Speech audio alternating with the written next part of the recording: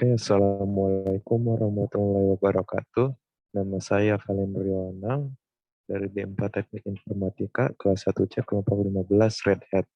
Dalam kesempatan kali ini saya akan mempresentasikan materi yang saat itu disampaikan pada saat Morris minggu kemarin, yaitu database atau basis data. Yang pertama ada definisi. Definisi dari database atau basis data adalah kumpulan data yang dapat berupa angka, huruf, gambar, simbol yang dikelompokkan dalam satu tempat yang dimana datanya tersusun berdasarkan fakta dan data itu harus saling berelasi. Kemudian ada fungsi dari database. Yang pertama, mengelompokkan data untuk mempermudah identifikasi data. Database menyiapkan data yang sesuai dengan permintaan user terhadap suatu informasi dengan cepat dan akurat. Yang kedua, menghindari data yang berulang atau yang bisa kita sebut redundansi. Yang ketiga, memudahkan akses penyimpanan, mengedit, dan menghapus data. Yang terakhir, menjaga kualitas data dan informasi sesuai agar tetap sama pada saat entry. Kemudian ada jenis-jenis database. Di sini ada dua jenis database, yaitu SQL dan NoSQL. Untuk SQL memiliki kelebihan yaitu mengurangi redundansi dan memerlukan relasi.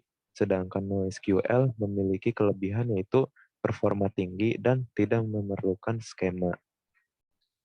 Kemudian ada contoh-contoh database. Yang pertama, untuk contoh database SQL ada MySQL, PostgreSQL, MariaDB, dan OracleDB. Yang kedua ada contoh database NoSQL, yaitu MongoDB, Firebase, CouchDB, Cassandra, dan Redis.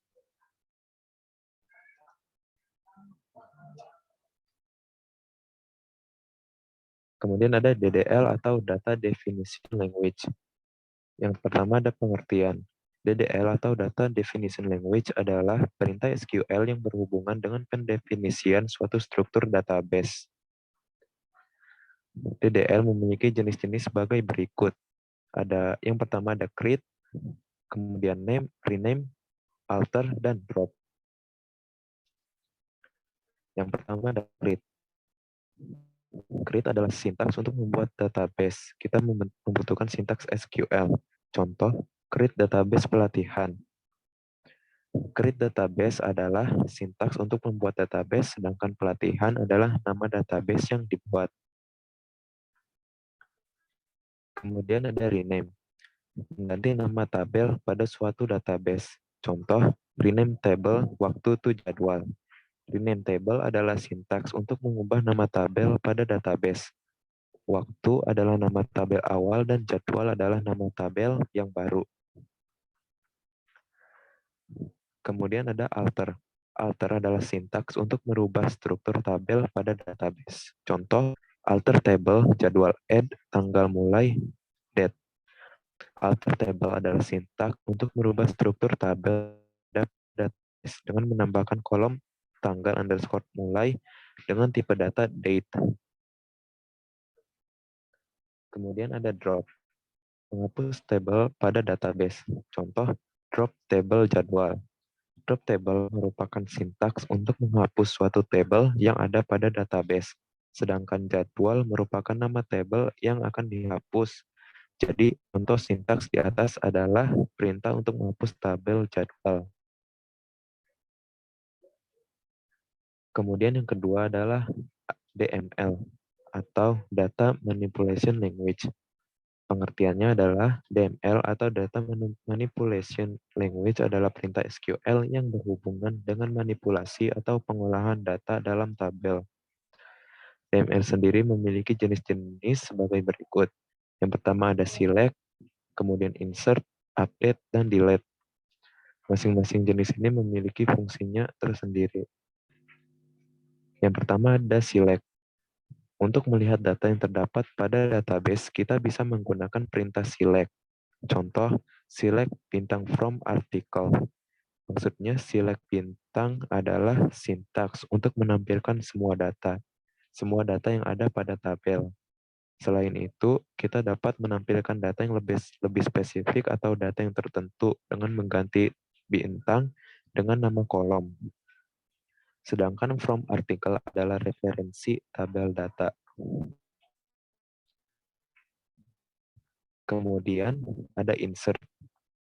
Untuk menambahkan data pada suatu database, kita bisa menggunakan sintaks insert. Contoh, insert into artikel, kode, judul, isi, tanggal underscore posting, values, K001, perhatian normatif, ini merupakan isi dari artikel, dan 2021 211. Masing-masing values ini berurut dari kode, judul, isi, dan tanggal posting. Insert adalah sintaks untuk menambahkan data. Into artikel adalah tujuan tabel yang akan ditambahkan data, sedangkan values adalah nilai atau data apa yang akan ditambahkan.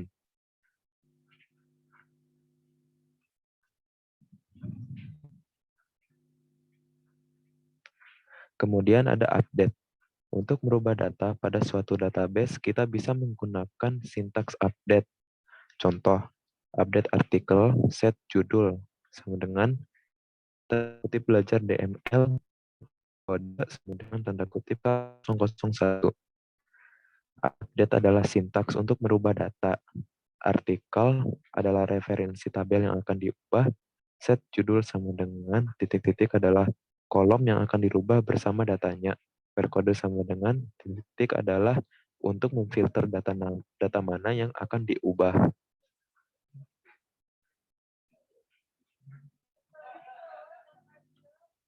Kemudian ada delete.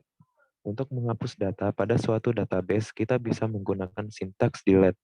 Contoh, delete from article where kode sama dengan K001. Delete adalah sintaks untuk menghapus data. Kemudian from article adalah referensi tabel yang akan dihapus. Where kode sama dengan titik-titik untuk memilih data mana yang akan dihapus dengan referensi kode. Kemudian yang ketiga ada DCL atau Data Control Language. Pengertiannya, DCL atau Data Control Language biasa digunakan untuk merubah hak akses, memberikan roles dan isu lain yang berhubungan dengan keamanan database. DCL atau Data Control Language juga memiliki jenis-jenis sebagai berikut, yaitu grant dan revoke.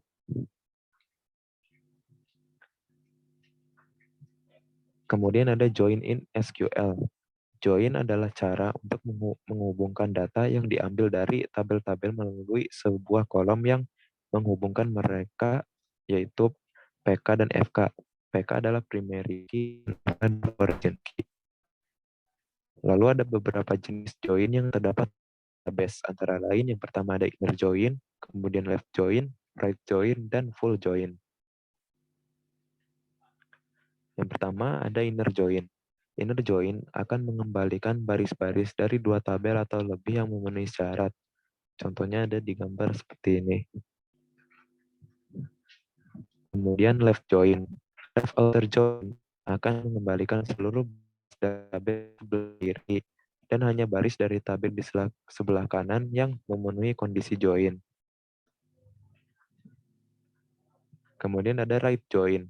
Right outer join akan mengembalikan semua baris dari tabel sebelah kanan dengan data dari tabel sebelah kiri yang memenuhi kondisi join. Dan yang terakhir, ada full join. Full outer join akan mengembalikan seluruh baris dari kedua tabel termasuk data yang bernilai nol.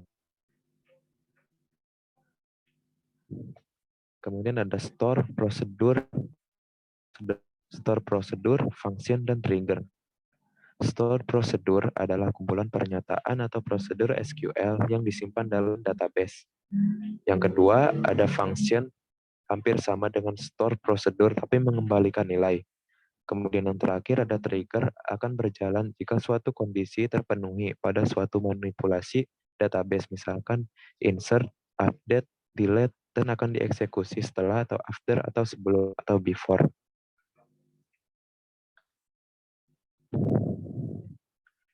Baik, sekian presentasi dari saya mengenai database. Apabila ada kekurangan, mohon dimaafkan. Kekurangan dan kelebihannya. Terima kasih. Assalamualaikum warahmatullahi wabarakatuh.